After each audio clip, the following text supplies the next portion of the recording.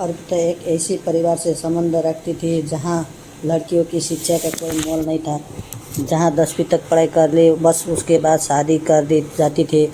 पर अर्पिता के माता पिता वो चाहते थे कि उनकी बेटी अपने पैर पर खड़ी हो सके। वो हमेशा अर्पिता को आगे बढ़ाता हुआ देखना चाहते थे, इसलिए अपने परिवार के खिलाफ जाकर भी उन्होंने उसे पढ़ाया लिखाया और आगे की पढ़ाई के लिए शहर भेजा। गांव से निकलकर जब अर्पिता पहली बार शहर में आई थी तो उसे ये स्वतंत्रता, यहाँ का वातावरण, खुले विचार, बिना रोक टोक की बहुत पसंद आ रही थी, क्योंकि लड़के भी कॉलेज में पढ़ते थे। अमित से उसकी मुलाकात दूसरे मंजिल से नीचे उतरते हुए हुई थी। वो फाइनल ईयर में था और अर्पिता फर्स्ट ईयर में ये पहली दोस्ती थी जब वो अर्पिता को अमित का दीवाना कर गई। फाइनल एग्ज़ाम आते आते तो दोनों शादी के सपने देखने लगे थे। अमित का तो वैसे भी आगे पढ़ने का मन नहीं था, उसको तो वैसे भी अपने पापा का बिजनेस संभालना था, इसलिए उसके लिए ग्रेजुएट होना भी बड़ी बात हो गई थी। लेकिन इधर अर्पिता पर तो अमित के प्यार का ऐसा नशा चढ़ रहा था कि उसे ये तक समझ नहीं आ रहा था कि उसके माता पिता पर क्या बीतेगी। उसका एक कदम उसके घर में आने वाली हर लड़की की शिक्षा को रोक देगा। अमित ने उसे सपने भी रंगीन ऐसे ही दिखाए थे कि वो तो अक्सर उसे यही कहता था कि आखिर इतना पढ़कर तुम्हें कौन सा नौकरी करनी है। अरे तुम तो एक बिजनेस फैमिली में जा रही हो, हमारे यहाँ तो नौकर काम करते हैं, तुम्हें तो वैसे भी शादी के बाद आराम करना है। अर्पिता धीरे धीरे उसकी बातों में आने लगी थी। गांव में पली बड़ी लड़की को शहर का आराम अपनी ओर खींचने लगा था। उससे अमित पर अपने से ज़्यादा विश्वास हो चला था, पर वो जानती थी कि उसके माता पिता शादी के लिए तैयार नहीं होंगे। तैयार तो अमित के माता पिता भी नहीं थे। आखिर अर्पिता उनके स्टारडम डर से मैच भी नहीं खाती थी, तो उन्होंने भी अमित को शादी के लिए मना कर दिया। लेकिन अमित तो अर्पिता के साथ शादी की जिद पर अड़ा हुआ था। उधर पता नहीं गांव में कैसे अर्पिता का माता पिता को पता चल गया और वो उसे वहां से वापस गांव ले गए। एक रात अर्पिता सबको नींद में सोते हुआ छोड़कर गांव से भाग गई, पर गांव से आने के लिए उसके पास पैसा नहीं थे, तो आते समय उसकी माँ की अलमारी में से सोने के गहने और पैसा चुरा ले आए थे।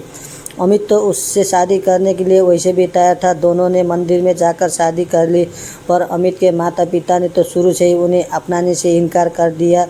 तो उन्होंने सोने के गहने को बेचकर उन्होंने अपने रहने खाने पीने की व्यवस्था की।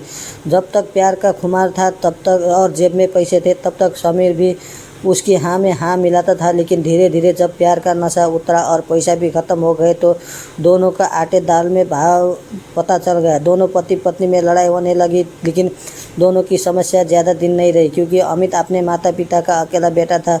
बाकी तो 2 बेटियाँ थी। बुढ़ापे में बेटे ही सब कुछ संभालेगा, ये सोचकर कुछ दिन बाद वो खुद अमित को लेने आ गए और मजबूरन उन्हें अर्पिता को ले जाना पड़ा।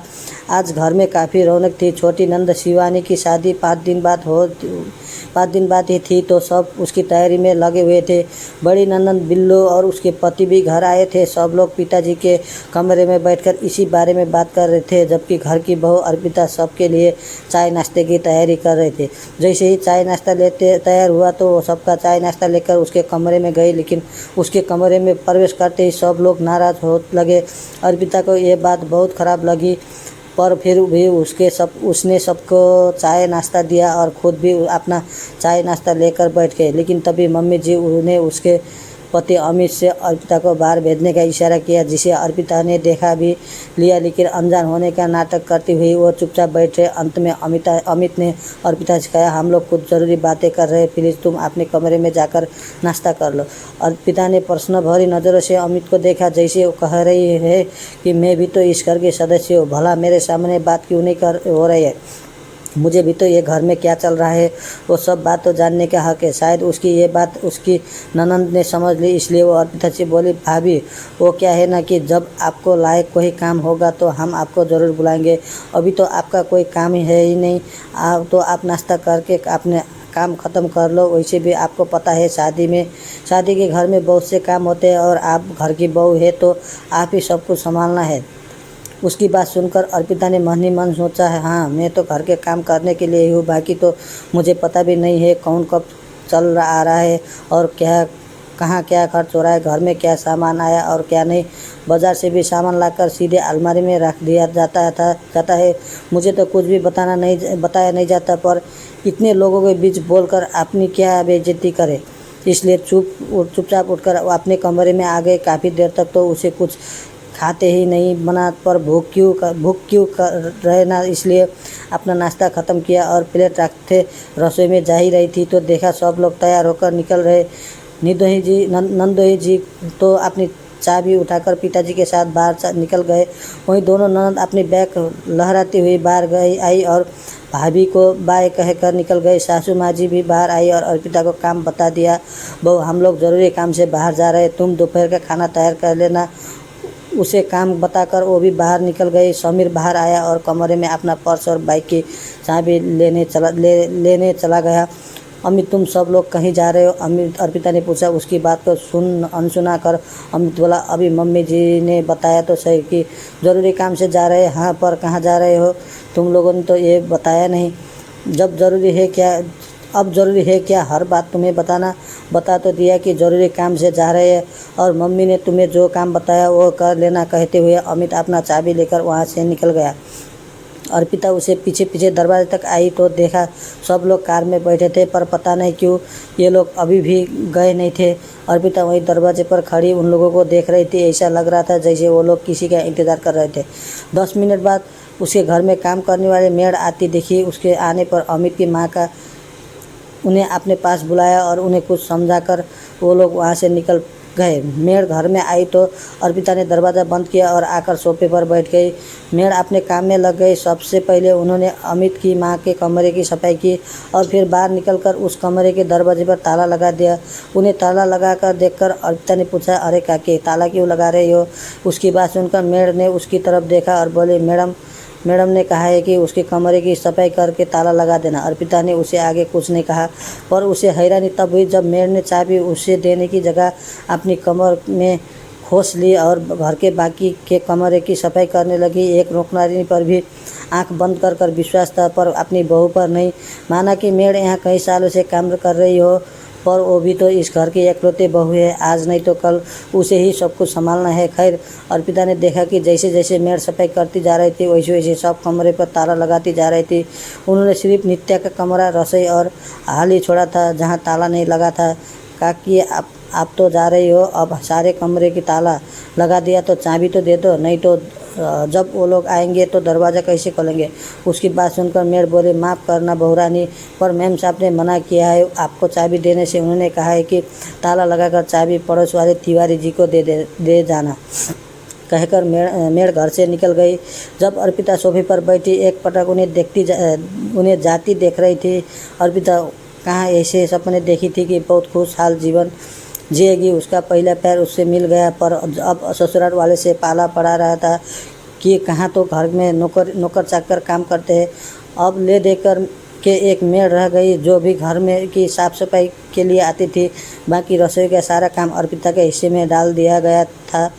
अब तो अमित भी पूरी तरह से अपने माता पिता के कहने में रहता था। अर्पिता के हिस्से सिर्फ जिम्मेवारी आई थी, उसे कोई अधिकार नहीं दिया गया। आज उसे पछतावा होता था कि क्यों उसे अपने ही पैर पर कुल्हाड़ी मार ली। अपने माता पिता का दिल दुखाकर वो यहाँ खुद से दोपहर 3 बज गए। तब तक सब लोग घर आ गए। अमित पड़ोसी और आंटी जी के यहाँ से चाबियाँ ले आया। हमेशा की तरह सामान सीधे अब सासू जी के कमरे में गया। अभी सब लोग सामान के साथ सासू के कमरे में ही थे कि अर्पिता उन लोगों को खाने के लिए बुलाने आई। उस समय छोटी ननद अपने सोने के गहने पहनकर दिखा रही थी, जिसकी शॉपिंग शायद आज ही की गई थी। एकदम से अर्पिता को वहाँ देखकर उसे फटाफट ज्वेलरी निकाल कर बैग में रख दी। वही सासू जी अमिता को देखकर गुस्से में, बहू तुम्हें बिल्कुल तमीज़ नहीं है कि किसी कमरे में कैसे जाया जाता है? तुम्हें यहाँ मेरे कमरे में क्या कर रहे हैं? अचानक सासू जी की इस सवाल से हड़बड़ाती हुई अर्पिता बोली, जी मैं वो दरअसल आपको खाने के लिए बुलाने आई थी। उसकी बात सुनकर अमित नाराज़ होकर बोला, खाना क्या भाग कर जा रहा है? आकर खा तो रहे हैं। यूँ एकदम से मम्मी कमरे में आने की हिम्मत कैसी हुई? अमित ने जिस तरीके से दूध खाते हुए अर्पिता से कहा तो उसे अर्पिता बिल्कुल बर्दाश्त नहीं कर पाई। उसकी आंखों में आंसू आ गए और बोली, ये आप मुझसे किस तरह से बात कर रहे हैं? मैं भी तो इस घर की सदस्य हूँ। मैं भला इस कमरे में क्यों नहीं आ सकती हो? नहीं आ सकती तुम मेरे कमरे में। मुझे नहीं पसंद है तुम्हारे यहाँ आना। ये सारा कीमती सामान रखा होता है। अचानक से सास बोली। उसकी बात सुनकर अर्पिता को ऐसा लगा जैसा कोई उस पर चोरी का इल्ज़ाम लगाए। आपको मुझसे ज़्यादा मेड़ पर विश्वास है, जबकि मैं आपके घर के बहू हूँ। मैं घर में मौजूद थे, फिर भी आपने मेड़ को कमरे में ताला लगाया और चाबी आंटी के घर पर दे दिया। आप मुझ पर रत्ती भर भी भरोसा नहीं है? आपको मर्जी? अर्पिता बोली, हाँ नहीं है मुझे तुम पर भरोसा। भला हम तुझ पर भरोसा क्यों करें? अरे जो अपने माँ बाप की नहीं हुई वो हमारा क्या होगी? तू तो तेरे ही माँ बाप के गहने चुरा कर भागी थी ना, याद है ना कि भूल गई? फिर तेरा क्या भरोसा कि तू हमारे गहने नहीं चुराओगी? ये सुनकर अर्पिता बिल्कुल हैरान रह गई। उसे ऐसा लगा जैसे किसी ने आईने के सामने खड़ा कर उसने शर्मिंदा कर दिया। अपनी इस प्रतिबिंब को देख भी नहीं पा रहे थे और ना ही कुछ कह पा रहे थे, इसलिए अपने आंसू लेकर कमरे के बाहर निकले और अपने कमरे में जाकर बैठ गए। आज सचमुच अपने माता पिता का चेहरा उसके याद आ रहे थे। उनके विश्वास को तोड़कर आज जो कुछ उसे मिल रहा था शायद वो उसकी लायक थी। आखिर रात हो गई है। Thank you.